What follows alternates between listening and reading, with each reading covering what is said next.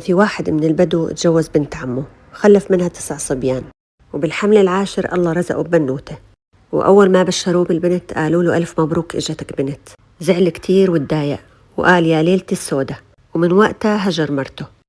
المهم مرت السنين وكبر الأب وعجز، ومرته صارت تخدم فيه، وبعدها بكم سنة مرته ماتت. طبعا كل ولاده متجوزين وكل واحد ملتهي بولاده ومرته، وما كانوا يجوا يطلوا عليه إلا بالمناسبات. انشغلوا بدنيتهم ونسيوا أبوهم.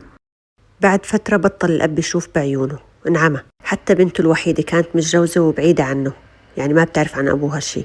هي ما كانت تروح عليهم كتير لأنه أبوها ما كان يطيقها. المهم أول بنته ما سمعت بالخبر إنه أبوها هيك متبهدل وما عنده حدا وتعبان كتير وعاجز وما بيقدر يقوم بحاله، دغري على الحارك راحت لعند أبوها، نظفته وحممته ومسحت له وشه وطعمته وغسلت له أواعيه وما خلت شي.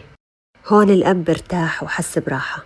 وهو نايم قربت البنت عليه وخافت يكون صايبه شي، قربت عليه لحتى تتأكد، مسحت على وشه بإيدها، قام مسك إيدها.